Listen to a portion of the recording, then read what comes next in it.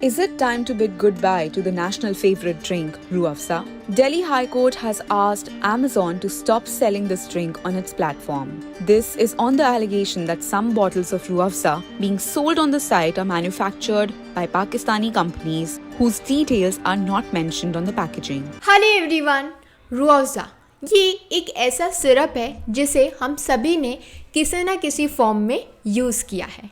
Recently इसी product को लेके एक बहुत ही इंटरेस्टिंग केस आया जहाँ पे दिल्ली हाई कोर्ट ने बैन किया है अमेज़ॉन को from selling Rooh Afza which belongs to हमदर्द पाकिस्तान।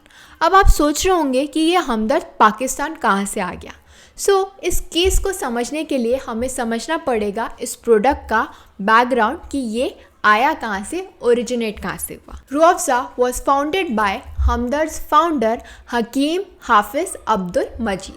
1906 के अंदर हमदर्द के फाउंडर एक ऐसी हर्बल मिक्स बनाना चाहते थे that would help Delhi's people to stay cool in summers, और इसी को ध्यान में रखते हुए उन्होंने इस ड्रिंक को बनाया।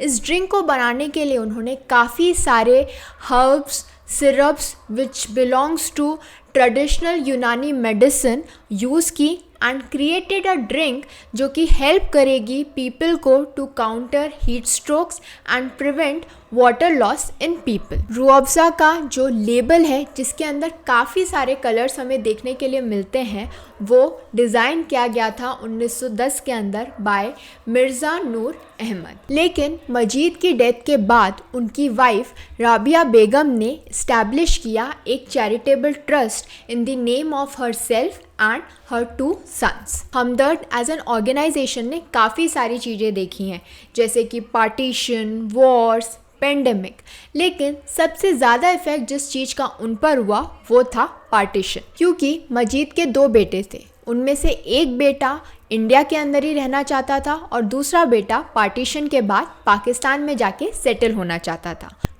After the partition the elder son Hakim Abdul Hamid decided to stay back in India and the younger son Hakim Mohammad Saeed migrated to Pakistan.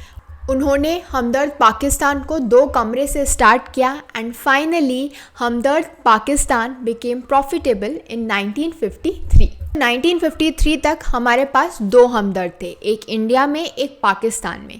लेकिन अब एक तीसरा एंगल भी आ गया। वो तीसरा एंगल के बारे में हमें इंफॉर्मेशन मिली फ्रॉम हकीम मोहम्मद सईद्स डॉटर सादिया राशिद से, जो कि हमदर्द पाकिस्तान की चेयरपर्सन भी हैं। उन्होंने ये कहा कि उनके फादर ने हमदर्द को गिफ्ट किया to Bangladesh after their independence in 1971। अब आज की तारीख में 3 हमदर्द हैं, एक हमदर्द इंडिया, दूसरा हमदर्द पाकिस्तान और तीसरा हमदर्द बांग्लादेश। अब हम ये तो समझ गए कि रूह अफ़ज़ा की हिस्ट्री क्या थी, हमदर्द की कितनी ब्रांचेस हैं, कैसे डिवाइडेड हैं। अब हम समझेंगे कि इस केस के अंदर हुआ क्या, क्यों दिल्ली हाई कोर्ट ने अमेज़ॉन पे बैन लगाया है कि वो रूह अफ़ज़ा को सेल नहीं कर सकते। ये जो सूट है ये फाइल किया था हमदर्द नेशनल फाउंडेशन इंडिया ने and Hamdard Dawakhana against the 2 companies which are Amazon India limited and messrs gold leaf relating to the product and mark of Rooh Afza. और जिस केस के अंदर इसे फाइल किया गया है, name of the case is Hamdard national foundation India and another versus Amazon India limited and another.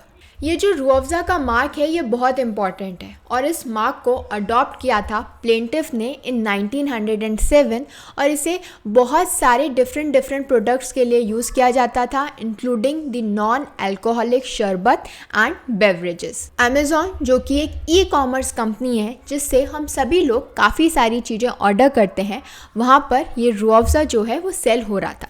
जब consumer ने इस रूह अफ़ज़ा को मंगाया, इस प्रोडक्ट को मंगाया, तब उन्हें लग रहा था कि वो हमदर्द इंडिया से ही इस प्रोडक्ट को मंगा रहे हैं, क्योंकि उस प्रोडक्ट के पास जो लिंक अवेलेबल है that visit the Hamdard store, उस लिंक पे जब कोई भी क्लिक करता है तो हम हमदर्द इंडिया की वेबसाइट पे पहुंच जाते हैं।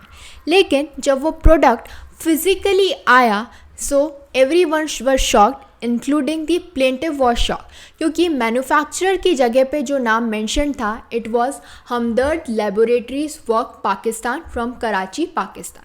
और उस प्रोडक्ट पे जब वो फिज़िकली आया उस पे मैन्युफैक्चर की जगह सिर्फ यही डिटेल मेंशन थी, इसके अलावा और कोई एड्रेस मेंशन नहीं था।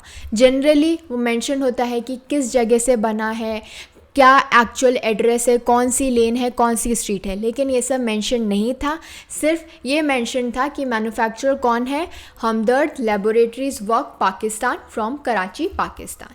एवरीवन वाज शॉक कि इंडिया की जो अमेज़ॉन इंडिया है उस पर पाकिस्तान का प्रोडक्ट कैसे बिक रहा है, how is it possible. So the court said that it is surprising that an imported product is being sold on Amazon platform without the complete details of the manufacturer being disclose, क्योंकि manufacture के बारे में पूरी details नहीं थी, exactly कौन manufacturer है, और हम एक इम्पोर्टेड प्रोडक्ट अमेज़ॉन इंडिया पे बेच रहे हैं तो ये कहाँ से मिला, ये कैसे कनेक्टेड है, और जब हम लिंक पे जा रहे हैं तो हमें वापस से हमदर्द इंडिया की वेबसाइट पे ही वो कनेक्ट कर रहा है। So how is all this happening. अब आप लोग सोच रहे होंगे कि ये सारा इशू तो हमदर्द इंडिया और हमदर्द पाकिस्तान का है, अमेज़ॉन इसमें बीच में कहाँ गया, अमेज़ॉन के ऊपर केस क्यों हो रहा है। वो इसीलिए क्योंकि अमेज़ॉन एक इंटरमीडियरी है जो एक प्लेटफॉर्म प्रोवाइड करता है सेलर्स को कि वो अपने प्रोडक्ट्स वहाँ डालें और कंज्यूमर्स उन्हें खरीदें, और इसीलिए कोर्ट ने डायरेक्ट किया अमेज़ॉन को कि वो चेक करें कि कौन सेलर्स हैं, ये कौन से सेलर्स हैं जो इस रूह अफ़ज़ा प्रोडक्ट को उनके प्लेटफॉर्म पे बेच रहे हैं, and directed that in case any of the products are found to be originating from Hamdard Group, their listing shall be removed. और क्योंकि अमेज़ॉन एक इंटरमीडियरी है इसलिए under the information technology act Amazon को एक एफिडेविट फाइल करना होगा जहाँ पे उन्हें क्लैरिफाई करना होगा डिटेल्स ऑफ द सेलर्स और complete address and the contact details which are mention on the Rooh Afza products listing.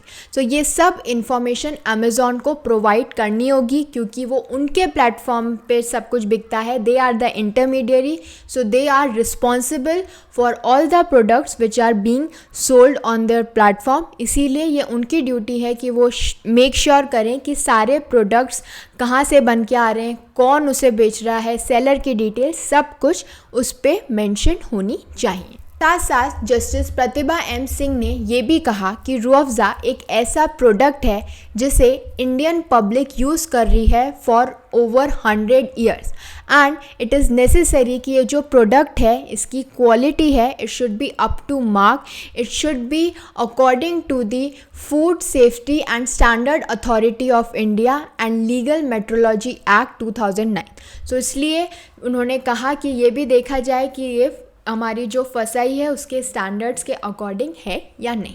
And finally Delhi high court ने एक फाइनल इंजंक्शन दिया जहाँ पे अमेज़ॉन को उन्होंने ऑर्डर दिया कि कोई भी product which is originating from Hamdard Pakistan, it should be banned, it should be not allowed.